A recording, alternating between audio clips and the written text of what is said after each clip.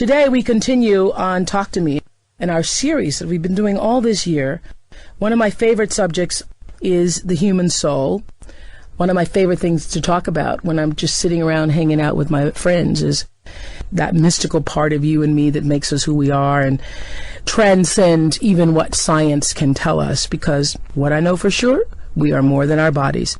If you have tuned into our television show in the last few months, you've likely heard me talk about what has, I would have to say at this point, I think has become a global phenomenon. A lot of people have been talking about the universal law of attraction, and it's been packaged very well, I think, in a new marketing form, because the truth is there have been world philosophers for years who've talked about the idea that we are more than our bodies and there's more to our lives than what we can actually see, and that really that what we are here is really an illusionary plane. Now everybody's calling that the secret. The secret is, in fact, a universal law. I'm really, as I've said on my show, very excited because for years, for me, the real purpose of the Oprah Winfrey Show, when I first figured out that I'd been given this opportunity to speak in people's homes every day, and that was more than just a show, I understood that it was about teaching responsibility, about letting people know that you are responsible for your life. And so for years, I've been talking about some of the principles involved in the secret, and that is that the choices that you make every day, and even more so than the choices, the way you think and then make the choices, has everything to do with what your life is. And so, in essence, you are creating your reality every day. I have believed that and seen it work in my own life in so many ways. So I'm really excited that the secret has at least opened consciousness in such a way that other people have been able to at least see that light, that moment that says, you know what, I am more than my body. There are no accidents. Everything is happening for a reason, and I do have a lot of control over it. Many of you may not know that there is a secret behind the secret, and that for over 20 years, Esther Hicks and her husband Jerry have been spreading the word of that so-called secret. That's really not a secret because so many people have known it. They've been spreading the word of that to thousands upon thousands and thousands and thousands of people, teaching this art of allowing your natural well-being to come forth through the law of attraction and using the law of attraction to create a more purposeful life. It was based on her knowledge, she says, of this universal law, that she was invited to be a primary contributing expert on The Secret. Esther Hicks was. Maybe you saw the original Secret tape. The original Secret tape, you're on that tape, Esther. Yeah. Yeah. Hi, welcome, first of all. Hi. Thanks. And so you're on the first tape, and until probably, last weekend I saw a tape and you were not on it. You were first on the tapes, and now you're not on the tapes. Can you tell us why you were on the tapes and now you're not on the tapes? Well, Rhonda originally came to us. Rhonda Burns, the creator of The Secret. Yes, darling girl. Yeah. And she was on a cruise or two with us. Where you're teaching this law of attraction. We do like 50 seminars a year and some Okay. cruises. And so I'd heard that she was there even though I hadn't met her. Okay, I clarify that just to say, oh, we were cruising together. No, there were a lot of us. Okay. A lot of us, not just the two. What are you wearing? I don't know. Are you going to the beach later? Okay, clarified that. So anyway, they came on board and they videotaped our entire week-long cruise, the whole... Rhonda and her crew. Her crew, there were a lot of them, nice Australians.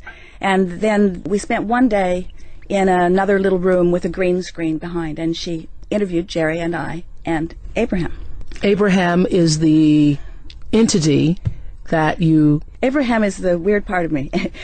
Abraham is the non-physical... I'm glad you said it. Everybody else thinks that. Abraham is the non-physical entity that you use the word. That to me, they are non-physical consciousness. So Okay. I quiet my mind and I tap into their vibration, and then I speak what they say. Okie dokie. Yeah, I know. Now, okay, I'm going to come back to that. Yes. But so when Rhonda Burns and her crew, who were filming The Secret at the time, started taping you, is that what we see on the original tape? Yes, And that's Abraham. That's Abraham Yes, speaking there. yes. And so when I read your book, yours and Jerry's book on the law of attraction, which I just noticed is on the bestseller list last week. It is. Isn't that nice? I think that's very nice. Yes. So when I read that book, what I realized is that so much of what is said on and in The Secret, the tape, is almost directly from your book. Well, that book, we just produced that book, but it's almost a literal transcription of the early recordings we did. The first recording being Law of Attraction, the second one being the Law of Deliberate Creation, the third one being the Law of Allowing. And Rhonda had been listening to those recordings. She said to us one day, in fact, I really thank her for the idea about producing the book, because she said to Jerry one day, Jerry, I've been listening to these recordings over and over and over again, and every time I hear them, I hear something more from them. I think you should put that into a book form. And Jerry said, I've been meaning to do it for a long time. He had a lot of it already pulled together. And Jerry, your husband? Jerry, my husband. Yes. So that's how that book came about, was The Law of Attraction. The Law of Attraction book. For those of you who have felt, stimulated, inspired by The Secret, I would have to say that the Law of Attraction really opens that door further in such a way that you begin to truly understand the principle behind the Law of Attraction and how it works in almost every phase of your life. I know you believe it works in every phase of our lives. I do. I believe that the Law of Attraction, that everything is about that. And once you understand the Law of Attraction, and you are looking not only at your own life, but anybody else's that you have, that you're up close enough to really know what's going on, you can see that everybody gets exactly what they're offering vibrationally.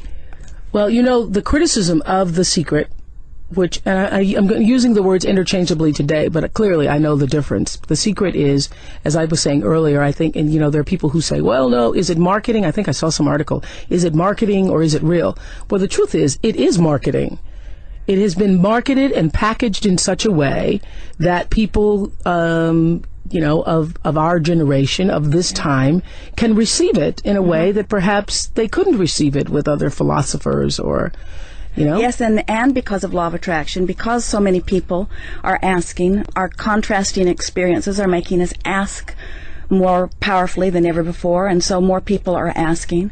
I think that watching what Rhonda accomplished with The Secret was maybe the best example I've ever seen of someone holding steadily to a thought or an idea and not letting anyone divert them from their idea.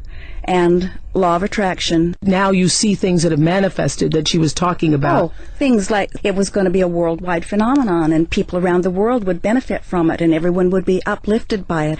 I think that what happened with The Secret is a really good example of someone deliberately applying Law of Attraction. And in fairness to Rhonda or anyone who's trying to put such a big idea out in such a short period of time, it isn't possible to explain how to make that happen. She studied for a long time before she began applying it, And so I hear criticism, we get so much correspondence from people who have been studying our work for a long time who don't like how it doesn't say enough or don't like how now it's beginning to be diverted into different directions. It's kind of turning in the wind just a little bit. Jerry and I always say, in fairness, what a wonderful thing this is, what a wonderful icebreaker it is, and anybody who wants to know more, there are a lot of people teaching what to do. Yes. I think it's exciting that we're at a time where people begin to ask those questions about, what is my life? It's so exciting to me that people are beginning to understand that they can do it themselves. It's all about self-empowerment. Okay, well, let's go to some of the criticism immediately, because I thought when I first watched The Secret, I was excited about it because I thought, oh, wow, this is great because people are going to realize that things aren't just happening out of order, right, that things are really very much happening in order. Mm-hmm. And then I think the criticism has been, well, if things are happening in order, if you're really attracting everything into your life, then when you have cancer, you attracted that?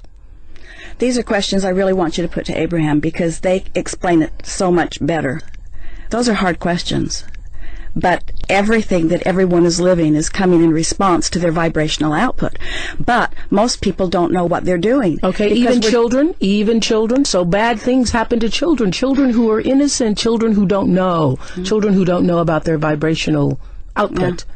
Well, it's like we're offering a vibration whether we know that we are or not, and we learn our vibration. I hear Abraham say that even when you're in your mother's womb, you're picking up on her vibration because of how she feels in her life. And when you're born as that little baby, you're born into an environment where people around you feel a certain way. We see it even as we move about this nation, that there are neighborhoods that you can just feel how those people feel and their lives reflected, and then we see neighborhoods that you can just feel how those people feel and their lives reflect it. And so I don't think anybody's saying that, Abraham says and Abraham is the higher consciousness entity that you channel. Abraham's the broader perspective. Abraham is source energy. The way source energy coming from the source. And we all have access to it. Yes. And through a process of meditation, I managed to quiet my own resistance enough that my own vibration raised so that I tuned into them. Well, this is the thing. Yeah. I know you've agreed to be here because I said to you, when they were going to get you here, I said, tell her, please, she's going to have to come on several shows just to come back because there is no way I'm going to be able to get all my questions out in one session. So I think in our next session, I certainly want you to channel Abraham. But before you do that, for everybody who's listening right now, you're going, what? Sounding weird to me, Oprah. Very weird, Ola. I wanted you to tell people how absolutely normal you used to be. You know what's really funny is you used to be so normal. We think we're normal now. In fact, Jerry was laughing about this morning, that somebody was talking about the weirdness of this, and it doesn't seem weird to us because we've been doing it for so long. It's hard for me to remember what life was like before I had this connection with Abraham. And how did the connection start? Jerry had been looking for ways to uplift people long before he even met me. So he really had that going on with him.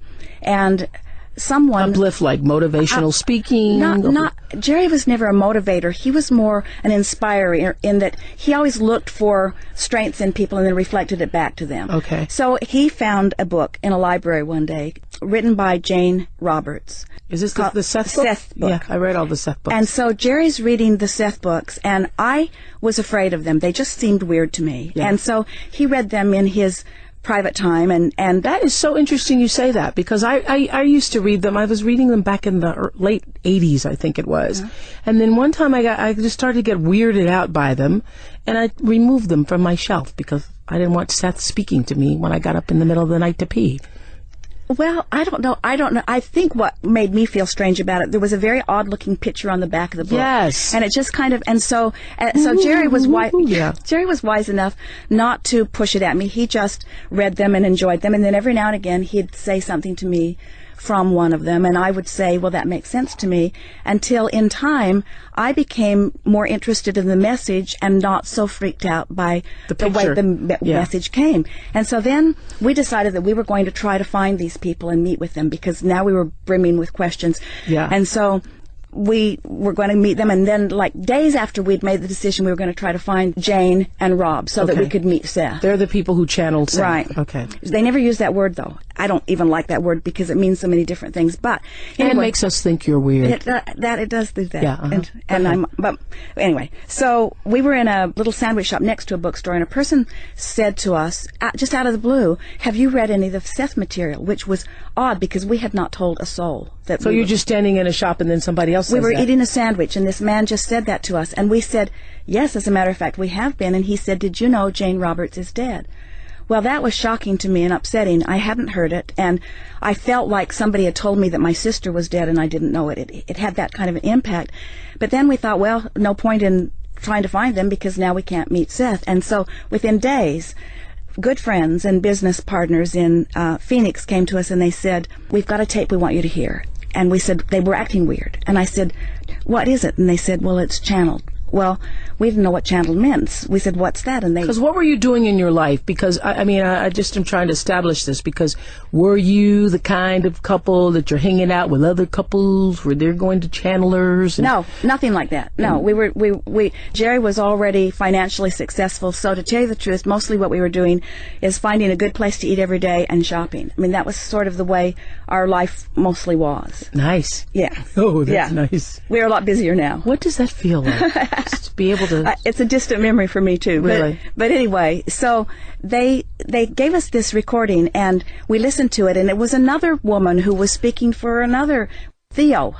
So are you saying that these things are just happening? Unfolding, yeah. It just like law of attraction does. Once you get on a wavelength, then other things like that come to you. So I absolutely get that. And I know people are listening right now and you've seen, just the other day I was thinking about something. I walk into my office, I open the door, and that's what everybody in the room was talking about. Exactly. Yeah. I see that. So we visited with Theo. I wasn't sure I wanted to go. It was a beautiful home, no weird stuff going on. Theo relaxed, changed her consciousness as the way she spoke it, and Theo began speaking to us. You weren't weirded out? I was prepared to be weirded out. Okay. And expected to be. But the feeling of it was the most loving experience that I had ever experienced. And you believed it immediately? I didn't know what it was, but I believed it was good. I'm talking to Esther Hicks, who, along with her husband, Jerry Hicks, they're author of a book that's now on the bestsellers list called The Law of Attraction. It is really, if I may say, the secret behind the secret, because they talk about law of attraction in depth. And Rhonda Burns went to them when she was preparing The Secret. So continue. I'm just trying to find out how Esther came to be Esther, who's channeling. That's a word I use because it's the most... It's all right. Most people do. Okay. Channeling Abraham, which he's agreed to do for us on next week's show. But go ahead. So Jerry has all of these questions that he's asking. He has a lifetime of questions saved up for Theo, and I didn't say a word. I just sat in amazement as I listened to the dialogue back and forth. And then I said, I want to go back tomorrow because now I have questions. So we made another appointment. We went back the next day, and I said, what can we do to more effectively achieve our goals? And Theo said, meditate and affirmations, and gave us a wonderful affirmation. And when she said meditate, we were both put off by it because that just seemed weird to us. I thought of people lying on beds of nails or walking on hot coals, or people standing at the airport, standing on one foot with their hand out. And so I said, what do you mean meditate? And Theo said, sit in a quiet room and wear comfortable clothing and focus on your breathing. And when your mind wanders, and it will, just focus back on your breathing again. Then the tape recorder clicked off. My time is up, and there was a girl in the room. Her name was Stevie. I'll never forget her. And she said, well, do you have one last question? Because she could see I was a little frustrated that my time was up. And she said, do you want to know who your spiritual guide is? Well, I would have never asked that because I had never heard that term. But what year was this? This was 1984. Okay, yeah. So I said, yeah, sounded good. Who is my spiritual guide? And Theo hesitated. I thought, oh no, this is bad news.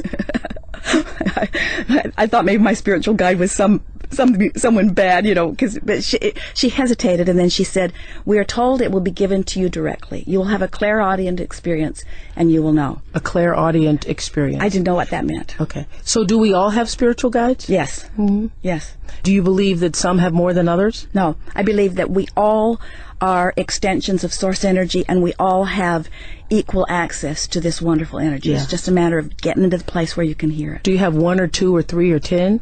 When I first was thinking of Abraham, I thought of them as like an individual. In fact, you call Abraham as many entities. They refer to themselves as we. They say they're a collective consciousness. Now, you must admit that this sounds strange to people. It has to. I know how I felt about it. I know how I felt about it in the beginning, and I have to say, if it hadn't happened to me, I can't say that because I was listening to Jerry read Seth to me, and I was captivated by what I heard from Theo, and Stevie, who was in the room, said it looked as if my heart opened.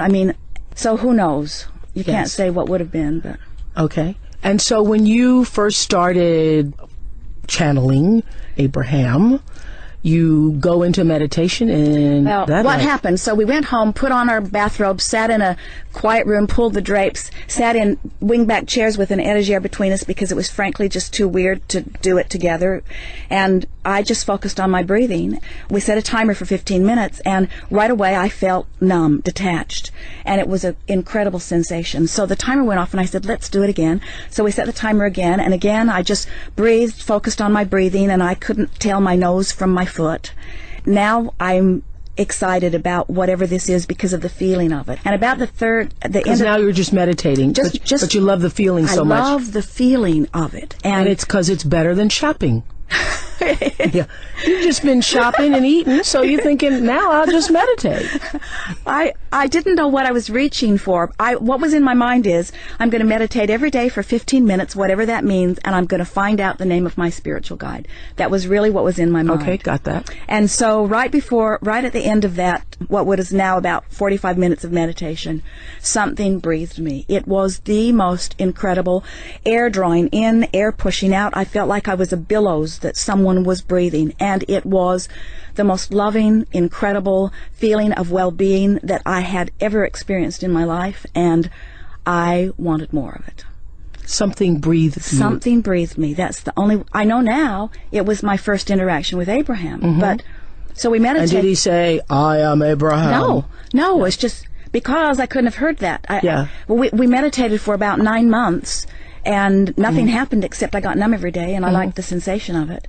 And then it gets weirder. One day, while we were meditating, my head just started sort of moving gently, and I loved it. It felt like flying. And the next day, the same thing. And about the next day, while my head was moving, I realized it wasn't just randomly moving. It was actually like spelling letters, like my nose was writing on a chalkboard. And I realized they were going through the alphabet. And I was on M, N, O. And I said to Jerry, I'm spelling the alphabet with my nose. And Jerry got a notebook. What did you think was going on? Well, see, when it's happening, it feels wonderful and it feels normal. It's Jerry is the one that had to be wondering what was going on. Yeah, because I would have called the doctor. We might have if we hadn't experienced Theo. We might have if we hadn't been reading all of this wonderful information from Seth. Okay. So now we've got the combination of intellectually understanding that we've connected to something, and we have no way of knowing what it is. I couldn't tell you. I only knew that it felt so good. And you wanted more of it. And I wanted more. Okay, so you start spelling with your nose. For about 2 months. It was awkward and awful. Jerry woke me up in the middle of the night and propped me up in bed and would ask a question, and off we'd go. It was bizarre and tiring. Bizarre and tiring. Now, when you say that you channel Abraham, and if it's not called channeling, what do you call it? Well, it's what inspiration is. Okay. It's what the basketball player is doing. You know, he's trained his body to move well, but he gets into that zone and allows his broader perspective to flow through.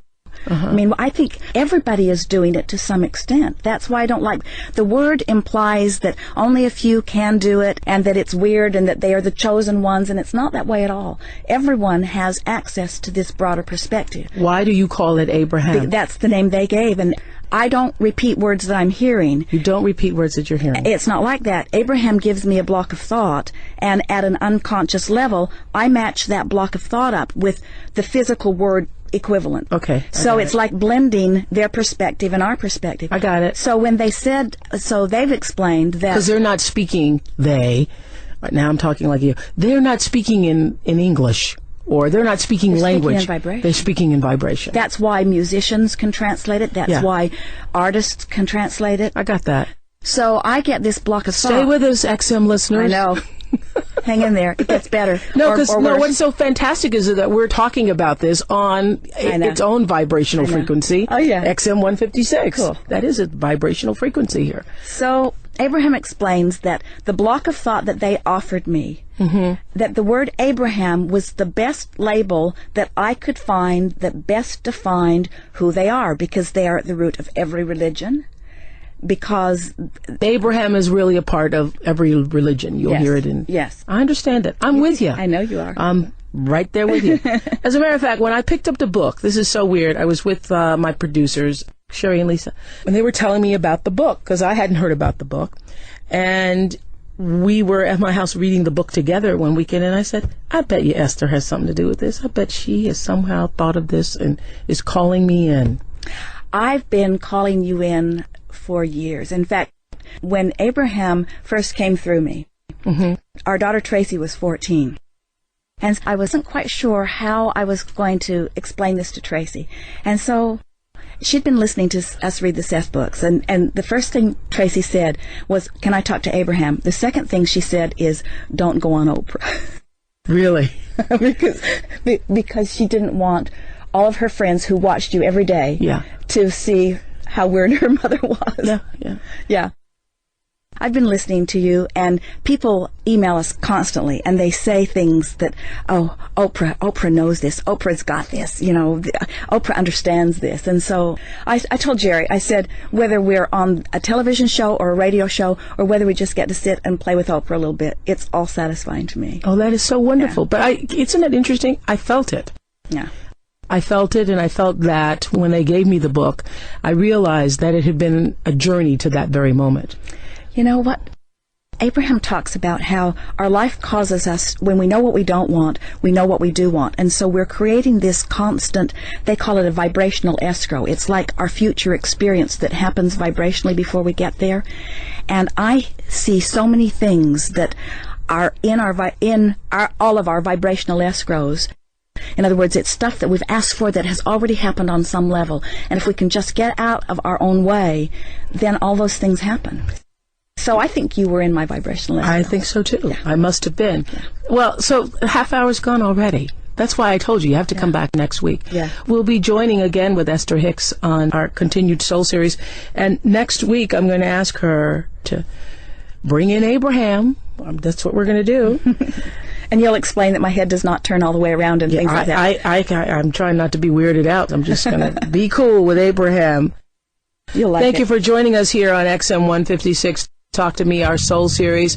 So happy to have been able to talk to Esther Hicks. Her book, along with her husband, Jerry Hicks, is called The Law of Attraction, on the bestsellers list right now. It's the secret really behind the secret. Email me with your comments and suggestions at Oprah.com or call 866-OPRAH-XM. Whoa, we're back, continuing our Soul series. Last week we were talking to Esther Hicks. Esther's still here. Esther Hicks, author of The Law of Attraction. She and her husband, Jerry Hicks, wrote that book along with Asking It Shall Be Given, Amazing Power of Deliberate Intent. Yeah. And those of you who saw the original secret tapes, you will see Esther on the original secret tapes. As we were saying last week, she's no longer on the tapes. I never let you answer why you're no longer on the tapes. We started to ask that question. Well, Rhonda said to us that because of the contractual agreement that we had with her, that supposed to get 10%. That's what I read in the New York Times. It was 10% of the DVD sales and 5% of any profit from it. And when we began it, we honestly did not believe that there would be any profit at all because it was a television series in Australia. And our intellectual property rights attorney told us not to expect anything, and we didn't. So we were thrilled with what came from it. But she said that they were not able to market it, maybe because Abraham's too weird. I don't know. She never explained to me why. They weren't able to market it with... Abraham is the entity that vibrates, and then she speaks. There you go. The vibration. I got that. Yeah. And that it would be necessary that we sign over our intellectual property rights for the material, or they would have to edit us out. So it was a simple decision for us. And then we began receiving so many emails from so many people that were so upset that we were no longer in it. So we wrote a letter to try to explain, because we didn't want people to be upset about anything. Yeah. There isn't anything, nothing went wrong, everything's all right. So there's no feud or anything. You know, I understand why Rhonda did what she did, I think, and it is better for me to try to understand, because pushing against something isn't good for me. Right. And I love her. She's adorable, and our books are really doing well. But there's no question about it. The emphasis on law of attraction has turned a lot of readers to that book. No question about it. Yeah, I happened to see it on the New York Times bestsellers list the other day, and I went, whoa, some other people are being attracted to the law of attraction. It's nice, huh? That's very nice.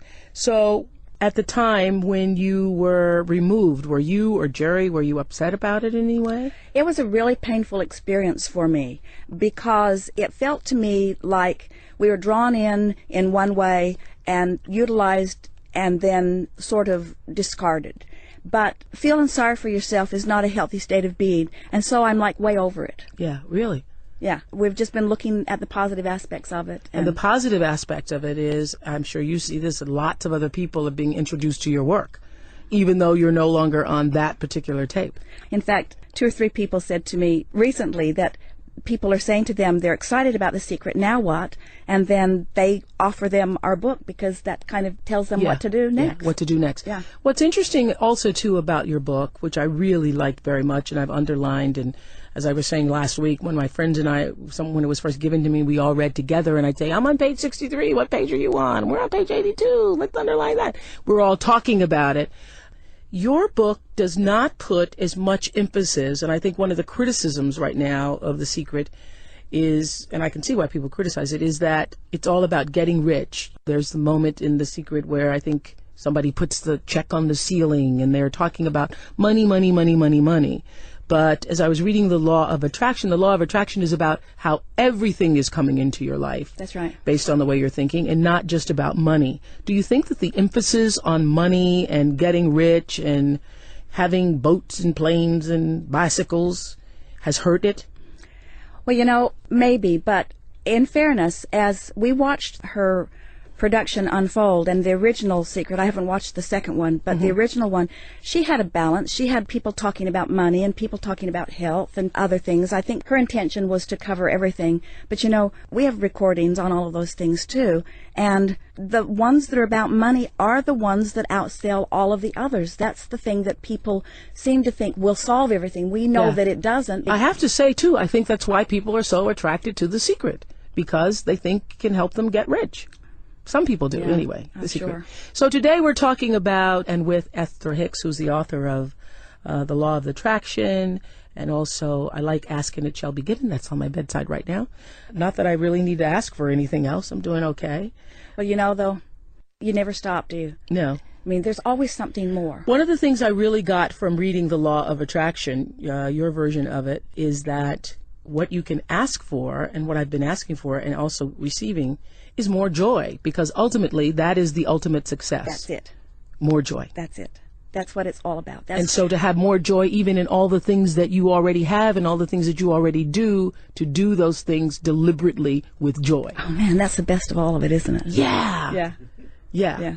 That's a great ask. Yeah. One of the other things I liked about what you wrote in The Law of Attraction, you and Jerry, is that we do not want to alter your beliefs. And I just wanted to say that because many years ago I was doing on my show something called Remembering Your Spirit, and I was so attacked by it. I believe that it was a way of introducing people to the best part, the higher part of themselves, remembering your spirit. And every day for about 5 minutes, we'd take a moment and we'd have people look at their lives differently, spend a quiet moment and so forth. And I received so much criticism about it because some people thought I was trying to tell them what to believe. Right. I really wasn't. I was just saying that who you are is so beautiful. Just spend some time with that and let that evolve to its high self. But I love in The Law of Attraction, I think it's on page 21, where it says, we do not want to alter your beliefs. What does that mean? Again, I want you to ask Abraham that, because that is them saying it. But what I hear Abraham saying to us is that everyone gets to create their own reality. And Abraham's not interested in telling us what we should create. They're only interested in showing us how we go about creating what our life path is about. Right. I'm going to ask you to bring him in a moment, but I just want to You'll be read glad. We want you to know your value, for in the absence of that understanding, you do not attract the legacy that truly belongs to you. Because in your lack of self-appreciation, you deny yourself your natural inheritance of continuous joy. Now, I read that, and I think about all the difficult things that are happening in people's lives and difficult things that have happened to me. So is it your belief or understanding that we're all here, everybody's supposed to have continuous joy? Yes. What about the yin and yang of life? Well, the contrast is what helps us to define from our personal perspective what it is we want to create. And once that explodes in us, if we would just turn our attention to that, we'd get that. But somehow, most of us, it's like getting back to money, we'll say, I don't have enough money. Well, every time we know that we don't have enough money, we ask for more, and when we ask, it is given. But we keep beating the drum of, I don't have enough money. And yeah, I said this on a show, that what you see people saying all the time is, if I could only make it to the end of the month. I've heard people say that. If I could only just make it to the end of the month. And you do. Yeah. You make it to the end of the month and you don't have more. So are you saying that the law of attraction says that whatever you give your attention to, that's what you attract? Exactly. Knowing what we don't want helps us know what we do want. Yeah. But we keep talking about where we're at, so we don't let ourselves become a match to what life has caused us to ask for. I got that. You say also in the Law of Attraction, page 25, once you understand that all people, circumstances, and events are invited into your experience by you through your thought, you will begin to live your life as you intended when you made the decision to come forth into this physical body.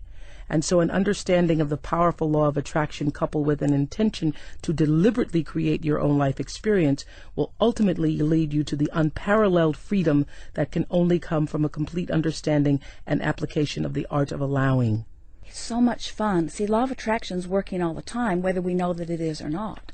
But when we deliberately set forth an intention and we deliberately try to hold our thoughts on that by paying attention to the way we feel and guiding our thoughts that way, then to watch things begin to unfold, that's when life's really fun. I got that. Yeah. I'm talking to Esther Hicks here, who is, I'm saying today, the secret behind the secret, because she was a big part, she and her husband Jerry, of the creation of the DVD that Rhonda Burns did.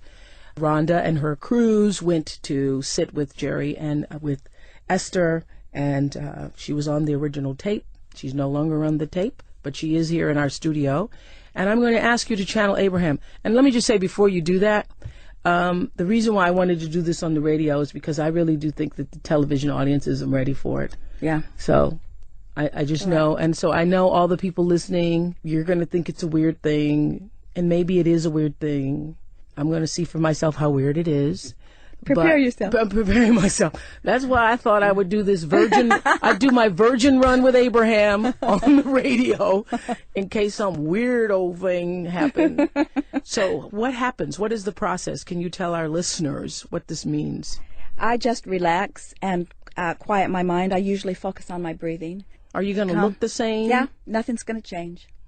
It'll be all right. Okay. It'll be all right. My eyes dilate is about the only thing that's different. The pupils. And does it happen every time? Can you do it? Does it happen? Do you just say, "Hey, Abraham," and it shows up? The only time that I was not able to bring Abraham in was when the neighbor's dog got in our chicken yard years ago and mutilated some of our chickens. And I was so upset I couldn't relax enough to receive them. But so once you channel Abraham here on XM 156, once you do that, then I'm talking to Abraham. Are you hearing what Abraham is? I hear every word, okay, but what it is, I don't go away, but I become more is the best way to explain it. Because tell me again what you said last week, that it's a vibrational field. Yeah, I don't repeat words. They offer a vibration that because I've practiced for so many years, I tune to it easily. Mm-hmm. I think you do it too, Oprah. I think you are every bit as weird as me. You just don't use the label. And how do you see that I'm weird, Esther?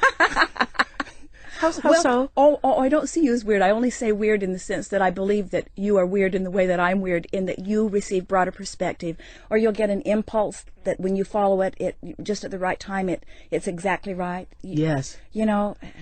Yeah. I'm going to ask you to bring in Abraham. All right. You'll like it. I'll like it.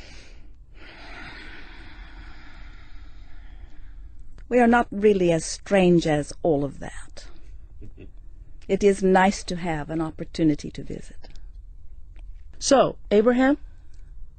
Do I call you Abraham? Do I call you Esther? What's the protocol? Mm-hmm. Most call us Abraham. Some call us Estherham. Estherham. Abraham is fine. Mm-hmm. And so when I this is so weird. So as I sit here on it's not weird from your perspective, but as you try to define it through the eyes of others, yes, you see them as seeing it as weird, and so then it feels weird. But in reality, it is not weird. Yeah. Everyone is doing this to some degree. To some degree, yes. Thank you for that clarification. So may I ask you some questions about some of the feelings that people have after hearing that they are attracting into their lives everything that is happening? So are you saying that everything happens in our life for a reason? We are saying that, but differently than that, in this way. Everything happens for a reason sounds a little bit like it is an outside reason that has been assigned. We say everything is happening because of the vibration offering that you are setting forth. Everything that is coming to anyone is coming in response to what they've been thinking about. As you think a thought, it activates a vibration, and as you continue to think it, that vibration becomes stronger until eventually you call it a belief. A belief is just a thought you keep thinking. And once you have activated a vibration enough that it is dominant within your vibrational patterns, then law of attraction matches it up with things like it. So that's why the law of attraction is that you bring into your life that which is unto itself. That is it exactly. Then why do such bad things happen to people who are not thinking about those bad things? Well, the best way to describe that is by saying to you that the thoughts that they have been thinking have the same vibrational essence. In other words, someone might say, I did not think about that specific thing. But there is no question, if something happens, what you are living always matches what you've been offering vibrationally. There are no exceptions to that. So the confusion comes in where what it means is people are offering vibrations that they don't know they're offering because they've been thinking thoughts. The thoughts are normal. It's like even what's going on in your nation today. There are so many thoughts that are fear-based, and people accept them as normal, but they are not good for people to think those thoughts. For instance? For instance, as you are thinking about terrorism and worried about it coming to you, wanting to be aware of what color the terror alert is today, and things of that nature, as you hold your thoughts upon those things, in time they begin to feel normal. But why shouldn't we feel a sense of terror? Because we've experienced terror in this country. That's what was the purpose of 9/11? Things do not happen because something outside of you is assigning you a lesson. It is that as you are living life, your response to life causes you to offer vibrations that then law of attraction responds to. So it's a little tricky to say that 9/11 happened for a reason unless you understand that it was the culmination of a lot of people giving a lot of thought. In other words, it was sort of a trigger point, you might say, to people feeling powerless, large numbers of people feeling powerless over a long period of time. I asked the question because the terror alerts resulted from 9/11. Yes. And that attack on our country, on our beings and our sense of security, Yes. and our sense Yes. of feeling like we were safe. And so the terror alerts are there Yes. as a warning to Yes. people, supposedly, to say, you're not as safe as you think you are. Yes. Yes. Well, there are all kinds of things that are happening. People have cancer and people get run over by trucks. We are certainly in agreement with you that there are things out there that are happening that if you give your attention to them, you would feel those emotions of terror or fear. But what we're suggesting is that if you are able to not just look around and take what's happening as it's given to you. So something bad happens, you have a fearful response. Something good happens, you have a joyful response. But instead, you decide how you want to tune your responses, so you become a more selective sifter. You don't just look and feel. Instead, you decide how you want to feel, and then you look. So now you have control of your vibrational offering, which means now you have control of your point of attraction. Because we're all vibrational offerings. We are all vibrational beings, everything is. And you are attracting to yourself the vibrational frequency, the vibrational offering that you are putting out. Every time, no exception. Even if you're 4 years old. Even if you are 1 year old, even if you are in your mother's womb. Vibration abounds, and you are you see what happens, you are so This is where we get hung up here, because I don't understand, and I'm sure many people listening to us don't understand, how an innocent child attracts being raped. An innocent child attracts being abused. An innocent child attracts being kidnapped and butchered. The first assumption that makes it hard for you to come round to understanding is the assumption that in order to create, you must have language, you must be speaking. And so if a child is not speaking, then they must not be attracting. Where what is happening is you are attracting as your animals do. Even though they do not have language, they are communicating in very powerful ways vibrationally. The question that you asked when we began, we want to come back round to that because it is a good basis for this. People often, when they first hear about law of attraction or that you create your own reality, most are very excited about the idea because they want control. They want control over the bad things, and they want to be able to bring in more of the good things. Then, soon after, as they discover that control of their own experience means control of their own thoughts, then they're not so sure about all of that, because it's not an easy thing to control one's thought with so much stimulation around. And so that's really what you're speaking to. Yes. If there is the responsibility of a parent or a mentor, it would be to teach the child that they have guidance within. And if they're listening to the guidance within, they could not comfortably ever settle on the thoughts that would then attract something unwanted. Okay, I'm here on XM 156, trying to attract a very good vibration here, talking to Esther Hicks, who is channeling Abraham on the show. And my question to you, though, is not about the vibrational. I understand the whole vibrational frequency thing, and that's why I feel that, in terms of The Secret, that it's a great tool. We agree. It's a great tool. But I don't think that it's an answer to every single question in the world, because there are many other universal laws at play. Everybody's born and everybody is going to transition. Everybody comes to Earth. Everything that comes to Earth eventually takes another form and moves through the earth and out until wherever we go. I should ask you, where do we go? You withdraw your consciousness from this physical experience and you reemerge into non-physical, and you feel yourself as the culmination of all that you've become. It is an exhilarating experience in one fell swoop to leave behind all doubt and fear and worry and self-denial, and to become in one moment the full recognized being that you are. It's important to know that you came into this body from your non-physical perspective. Mm-hmm. May I interrupt a second? Certainly. Because I just thought this. Are we making too much of the whole body thing? Are we kind of caught up on it because that's what we are? Are we making too much of it? And so people say, for example, this person has a bad life, this person has a good life, and the way we define good life is by how many things you can have, and bad life is that you didn't have as many things. And I ask that question because as you visit different parts of the world, I see people with absolutely nothing who are far happier than most of the people that I see that have lots and lots of different things. So are we in the wrong frequency? Are we thinking the wrong things about what is good and what is not? Well, it isn't wrong to seek material things. You are physically manifested. You have a material body. And so it is right that you would want to surround yourself with things like that.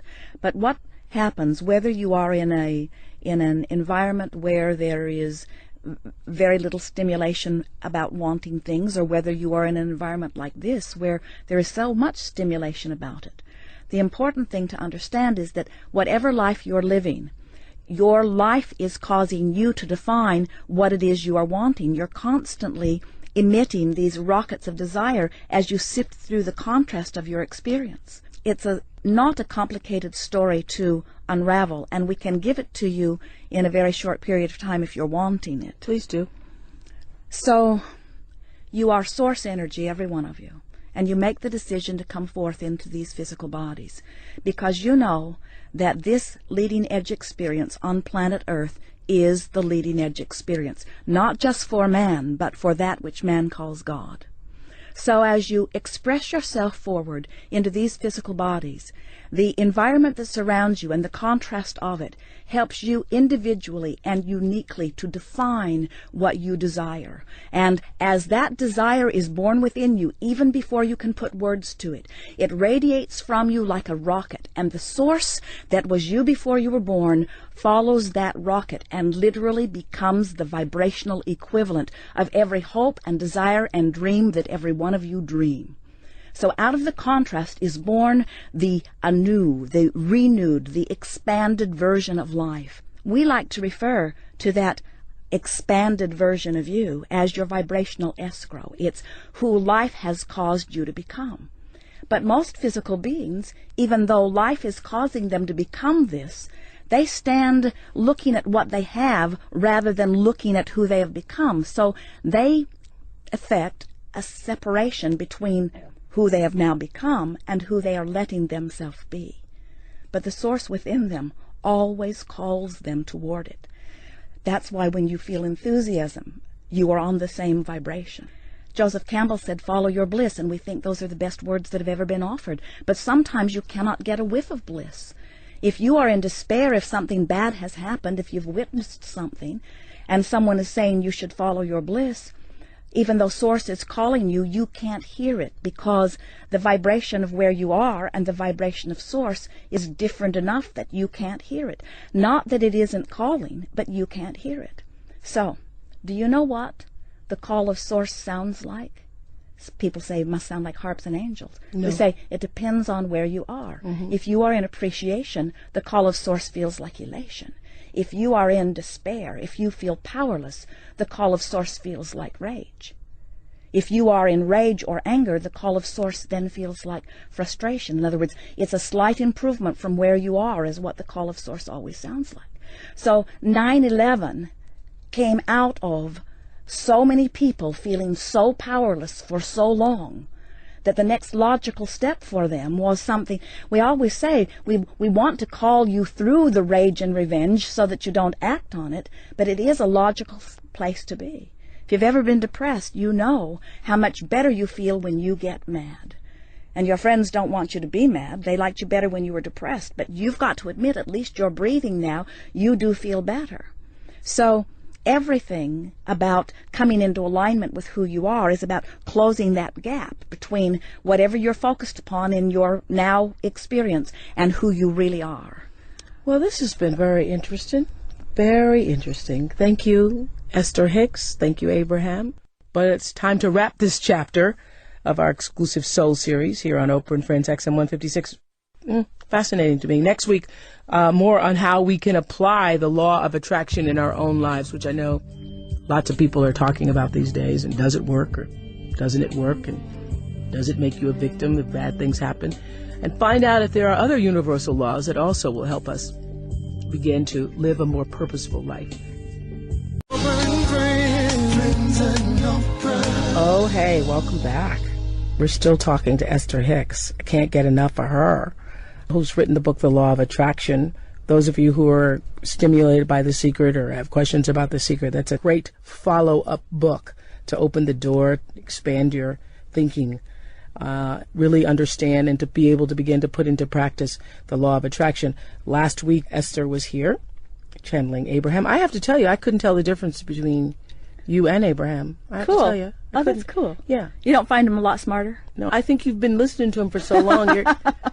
You're getting it yourself. I think I do have it, but they do have a clarity that I don't have. A clarity. I think I noticed that there is a difference in articulation. Mm-hmm. I mean, I think sometimes the words feel a little sharper, more succinct, more direct. Mm-hmm. That's what I feel. What does that feel like to you when you're doing that? It's the best thing I ever do. Mm-hmm. Them flowing through me. It's like flying.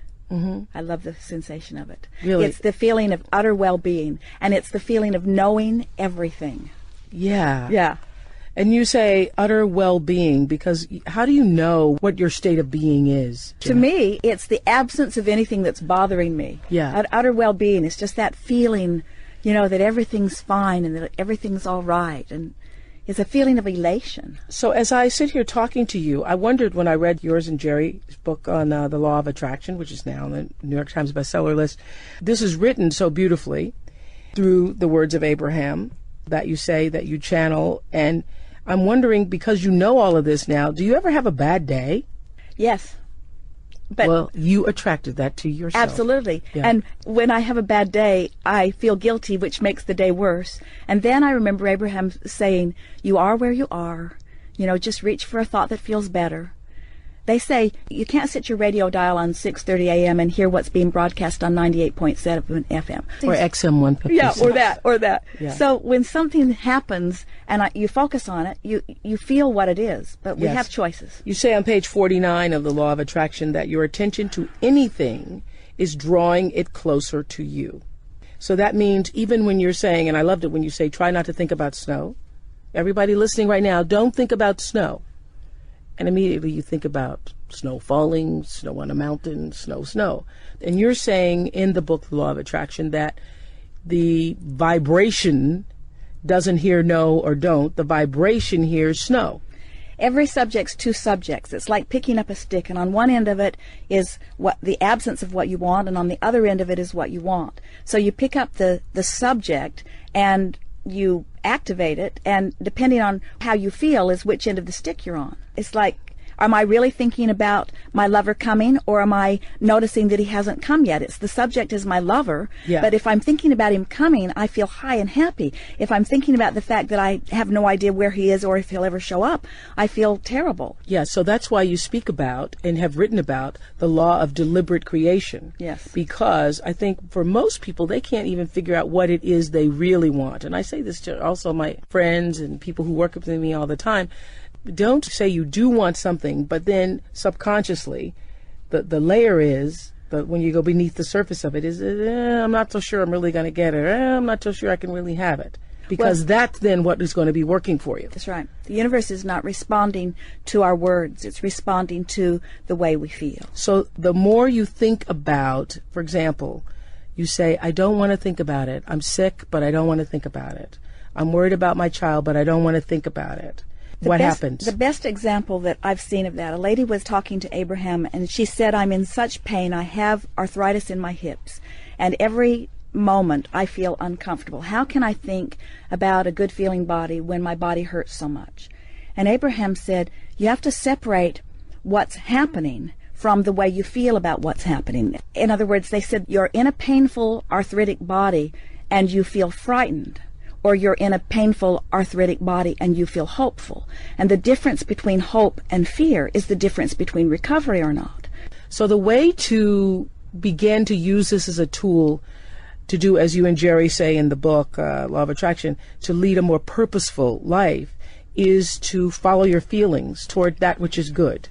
You have to find a way to quantify the journeys. It's like Jerry and I drive from Phoenix to San Diego, and we know how to get there. It's 400 miles. We head west. We never feel discouraged. We know we're going to make it. Even though we're not happy out there in the desert, we can't wait till we get to San Diego. We never worry about making it or not. We don't get halfway and lose our way and then fight with each other over whose fault it is that we're not there, and then go back to Phoenix, Yuma, Phoenix, Yuma, Phoenix, Yuma, Phoenix, Yuma, and then say San Diego's an impossible dream or incurable, because that journey we understand. But sometimes people who are sick, who want to be well, they're well along their way to wellness vibrationally. Abraham said 99.99% of every creation is completed vibrationally before there's any physical evidence of it. So we're well along the way to our recovery, but then because we can't see the evidence of it, we go in for another test or whatever, which gives us bad news, and then we turn around and go back to Phoenix. So Esther Hicks, author of The Law of Attraction that we're sitting here talking about here today, so the source is calling you, and it's up to you to be able to figure out what the calling is, or is it up to you just to decide what it is you want? It's like Kate is 5. We played with her in the hotel room a couple of months ago. She hit a little car, and then it was our job to find it. And she'd say, you're getting warmer, you're getting colder, you're getting warmer, and we found it every time. And it's the same sort of thing. Somehow we've got separated from our understanding that an improved feeling is moving toward source, that which feels good. And I think but couldn't that mean, though, Esther, couldn't that also mean that there are some sick people out there? You know, I don't know what Abraham would say about that, but there are some sick people out there who feel good hurting other people, and that as they feel good as they're moving in the direction of doing harm to other people. Abraham tells the story this way. So imagine taking your boat. Abraham is the entity that you channels if you're just listening for the first time, okay? Take your boat down to this river's edge with your paddles in, and they say most people deliberately turn the boat upstream and begin paddling very hard. And they say, why don't you just turn and go with the flow? And people say, well, that just seems lazy. And what Abraham's wanting us to understand is that everything that we want is downstream. I'm smiling because I say that to my people all the time. And I don't have Abraham. And how did I know that if I don't have Abraham? Well, I'm not sure you don't have Abraham. Okay.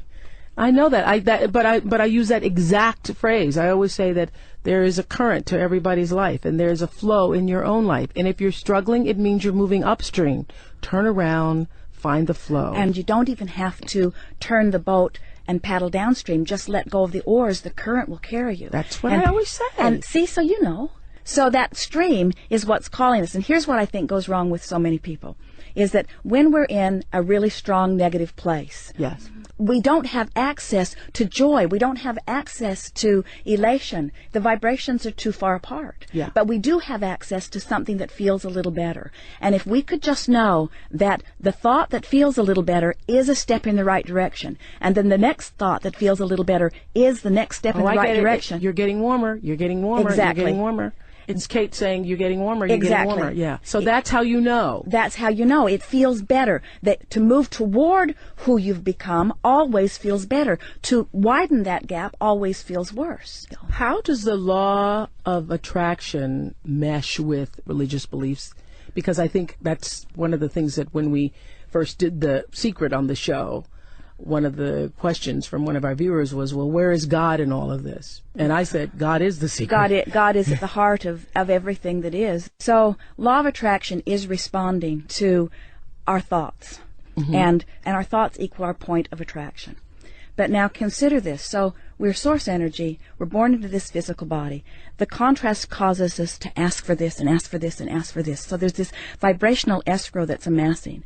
And the source energy part of us doesn't stay over here in the contrast. It rides that rocket and becomes the non-physical vibrational equivalent of what we're asking for. So God has expanded through us and is standing there in that expanded beingness calling us toward it. When we move in the direction of it, we feel better. When we move in opposition to it, we feel worse. How did we get so far off course? I think it's because well-meaning people, it's like our mothers say, listen to what I say instead of listen to how you feel. I think it's because when somebody adores you and they focus on you and they hold you as their object of attention, and because they're adoring you, they're connected to source and they're flooding that all over you, it feels so good, and then you want more of that from them. But then if they're not connected, then you don't get that. You get whatever it is that they're offering. But this is so wonderful. That's why, I have 151 girls at my school. I know. And one of the beautiful things about raising children, it's so amazing how I attracted this to myself, because I used to say the reason I would want to have children is so that I could begin to teach them the power of themselves, just like in The Wizard of Oz, which I think is one of the greatest spiritual stories. You've always had the power. You've always had it, my dear, that Glinda the Good Witch says. And to be able to let them know that they come from the source, as you call it, and that there's a part of them that because you do come from that you can do amazing things in your life. And so now I have this school, and all of my girls meditate. Before they go into their tests, they meditate. And before they do any sports games, they meditate. They all meditate. And they have their own religious beliefs. We have Muslims and Hindu, and we have Christian girls. And so all the girls have their separate religious beliefs. But then all together on Sunday afternoon, we all do yoga together. And I was in a yoga class with these 12-year-old girls talking about the benefits of meditation and how, because they've now learned it, that they can go inside themselves before they take a test and calm themselves. And when I see that, I realize that we have all been taught how not to trust ourselves. Right. And my goal with my school and these girls is to teach them how to begin to trust themselves. And self-empowerment. Yeah, to trust themselves and also trust that which is greater than themselves, to use the source. There is not anything that's greater than us when we're aligned with who we really are. Yeah, that's what I teach the girls. Yeah. That when you are, Gary Zukov calls it authentic power, when your personality is aligned with your soul, that is authentic power. Perfect. When you are in alignment with your source. Yeah. Was there a moment after you were taken off the secret tape, because we said that in the previous shows, you were on the original tapes, and now you're not? Were you upset because since it's been such a great success? Maybe I felt some, you could call it jealousy initially, because I didn't understand what happened. But then the more I thought about it, the more I realized that the world wants the message, but they might not be ready for the messenger. And then... Meaning you? Meaning Abraham. Abraham. So why didn't you why didn't you and don't you just want to speak as yourself?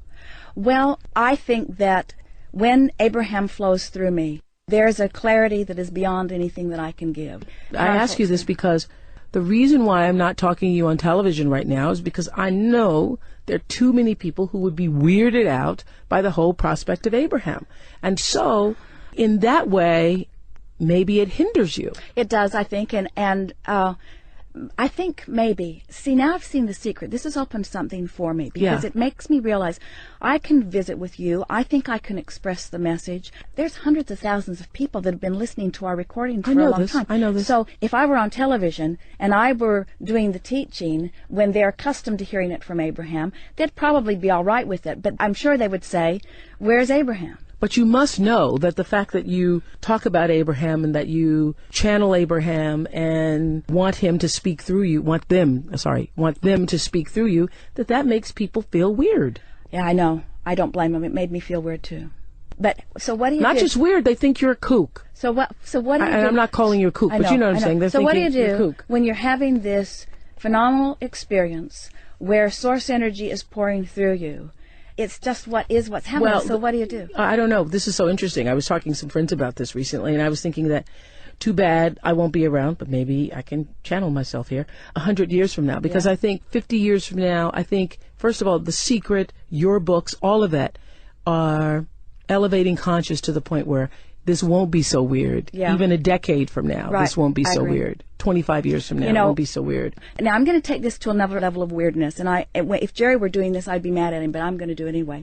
Right after we met Abraham, we were living in Phoenix, and I was receiving them, and we were having a wonderful time, and Jerry was teaching from the book Think and Grow Rich, and he was telling the story about a sharecropper's daughter who said, "My mammy's got to have 50 cents," and she just stepped right up in the face of this man and demanded it, and he reached in his pocket and gave it to her, which he couldn't believe that had happened. And while I'm sitting there in the audience, I feel consumed with this energy that I recognize must surely be Napoleon Hill. It was strong, and he was so excited about Jerry's delivery of this story.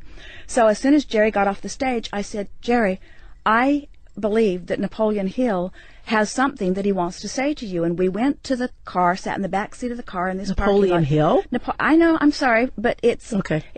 You know, no one's dead. Okay. You know, and so Jerry has activated this by his lively expression from this book, and so this energy is now interested in what we're talking about. And Jerry asked Napoleon Hill, "What would you have done differently?" And Napoleon Hill said, "I would have told where I got it from." And Jerry said, "Why didn't you?" And he said, "The book would have never been published." So then, Napoleon Hill, author of Think and Grow Rich. Yes. So then years go by, we receive Abraham. I had never heard the word law of attraction. I'd never read any of this stuff. Abraham encouraged me not to read because they didn't want me to worry about where I was getting anything. So we're bipping along, we're doing our thing, and then my dad died, and so we went out to the funeral, and Jerry doesn't go to the funeral, he goes to the bookstore, and he finds this book, Think and Grow Rich, and it's a weird looking book, and he picks it up, and it's the original manuscript that was just now being published. So he buys this original manuscript, then he buys a copy of the book that he had been reading all these years and compares it line by line, and every reference to vibration, everything that's vibrational, everything that talked about the ethers, all the stuff that's like Abraham stuff is edited out of the book. The original book. So Jerry and I just thought it was so funny. So now here we've come full circle. We're interacting with Rhonda. And the reason it was edited out is because people can't receive just what you're just saying. They're not ready for it. And so then we meet Rhonda. She's Rhonda Burns, The Secret. Listening to it, and now she's making a movie called The Secret. And as they are in the editing production, early in our process with them, we get this correspondence from her that Rhonda's been told that they have to edit out the word vibration. And so they edited the word vibration. And Jerry and I said, 70 years later, we're still editing out the word vibration. You're right, Oprah. The reason is because people might not be ready to understand that they are source energy in physical bodies. Yeah, and that we are vibration. We are vibration. Now, in your book, The Law of Attraction, you say an all-inclusive, never-changing set of rules doesn't exist. When I read that, I thought, well, geez, when people read that, they're going to think, well, this is in conflict with Christian teachings, specifically the Ten Commandments. Christian teachings are in conflict with Christian teachings, too. Yes. You know, well, I can't argue that. But specifically, I'm just talking about the law of attraction saying that rules change, that people evolve, and so rules also should be evolving with people then. When someone stood before Jesus dripping their illness, he did not see them in their sickness. He saw them in their wholeness. He saw their vibrational escrow. He saw who they really are. Mm-hmm. And he held that in his mind so powerfully that he dominated the vibration of their being so that they were well. And then he said, go forth and tell no one. Yeah, and that's why you say in the book also, you say that the greatest thing, which that really was a sentence that changed me, that Abraham said through you, that the greatest gift you can give to someone is your highest expectation of them. So when you see the best in them. Because when you see the best in someone, you're tuned in, tapped in, turned on to source energy. So it's not just you looking at them, you're flooding all over them with source energy. And by source energy, you mean what most people call God? Yeah, Abraham doesn't use the word God because they say it just makes you think of what you already think about God, and yes. what they think is different than what most people do. It makes you think of God in the religious context, yeah. I feel so much more closer to Christ as a result of what I've learned from Abraham than I ever knew before, because I feel like I feel how he felt. I feel like I know what he knew. When he says the kingdom of heaven is within you, he was talking about this connection to source energy. I would have to say that, too, for all the people who feel that it conflicts with your religion. You know, I obviously was raised not just Christian, but Baptist, and, you know, still hold to my Christian beliefs. And I would say that everything that I've learned metaphysically has really only enhanced what I believe about that which we call God. Do you have time for a really quick story? Sure. We were doing some telephone consultations a few years ago, and there was a woman talking to Abraham, and what she really wanted was a fortune telling. And Abraham's a teacher. They don't tell fortunes, they try to empower people. And so she wasn't really having a very good time. And so Abraham said to her, let's pick some subjects and activate them, and then they'll show up in your experience, and then you'll know your power. Well, she wasn't having any of it. She said, like what? And they said, like blue glass. And then they described different blue glasses. They said, a feather. Think about feathers on birds, on hats. Think about butterflies. And she wasn't having any of it. The consultation. Think about them and then see how they show up in your life. Think about them. But Abraham was just wanting to get her to talk about them with them long enough that it would activate the vibration of them. So she got off the phone, and I said to Jerry, she'll probably ask for her money back, because I could tell that she was not having a good time with Abraham because they wouldn't tell her fortune. So then we were in La Jolla, and we went to George's Restaurants, which we found because of you, and ate that wonderful soup. So anyway, we were on our way to George's, and we parked the car, got out of the car, and right in front of me was a store that I had not been in before, and we got clear in the back of the store. There was a wall of blue glass unlike anything I'd ever seen in my life, and I didn't make the connection between the consultation, but there it was. So then we went to George's and had lunch. Then we walked down to the cove, and we were walking across the grass right before you get down there, and there was a flurry of butterflies that surrounded us that was so intense we had to stop talking to keep from eating them. And then, all of a sudden, I see a little boy running across the lawn, and he came right up to me and handed me a pigeon's feather that he'd picked up off the ground. And when that happened, You, a stranger. Me, a stranger. And when that happened, I realized that all three of those things that Abraham had deliberately activated in that woman's vibration and apparently in mine, within an hour of that consultation, the universe had delivered them all to me. Because when we activate something without resistance, it comes fast. Boy, I love that. Yeah. I love that. Yeah. If you activate something without resistance, that means also without doubt. So start with something easy. Don't work on the boyfriend that you've been trying to get for 20 years, or the money that you've never had. I have to tell you, the first time we started talking about this, that's what my best friend Gail says. Well, I don't know how come I don't have a boyfriend then. That's why. I don't know. Really? That's why, because I don't know why I don't have a boyfriend. Where is he? He's not here is the dominant vibration. Oh, I'm going to tell her that. She just needs to see him. Honest to goodness, when we started talking about this, she goes, well, if the law of attraction works, then I should have a man by now. No, because her vibration says, I don't have a man. Where is he? Where's my stuff? And he's over there in vibrational escrow. She's been adding to him. He is so magnificent and so beautiful. And in the moment she drops those oars, he'll flow right into her experience. Really? Absolutely. So tell me again, what does she need to do?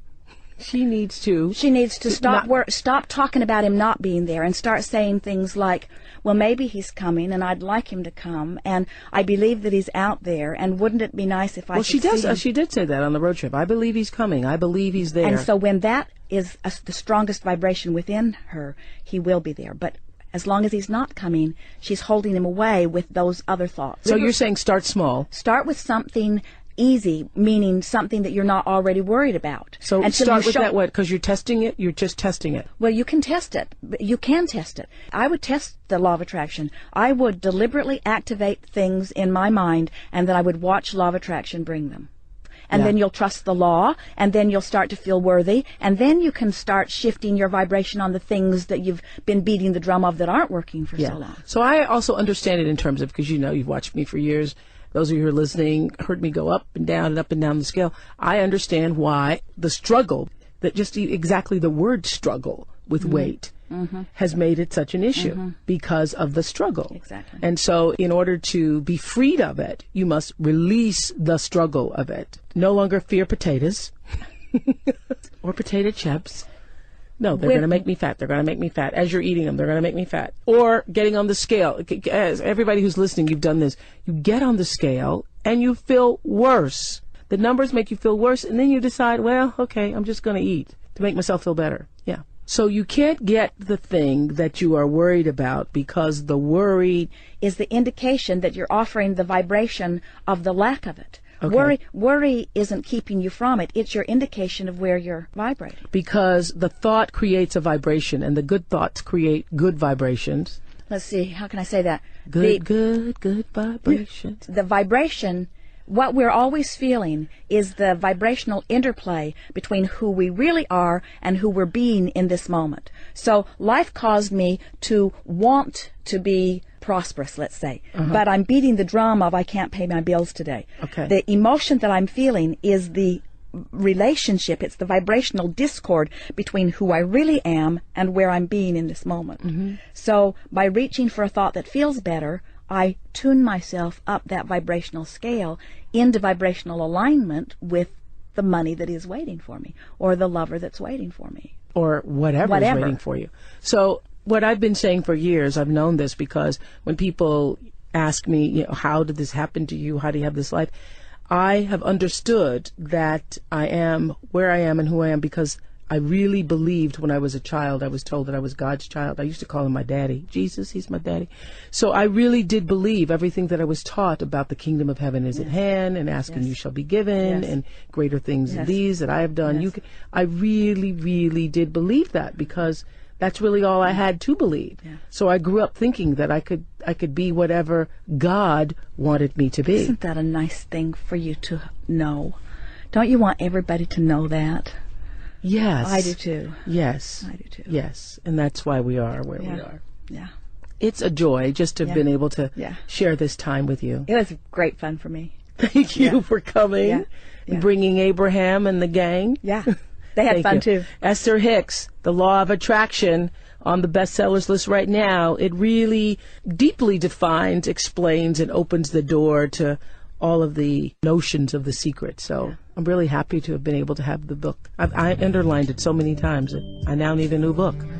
Thank you so much for being with us. Thank you too. On our Soul series. Next week, more on how we can apply the law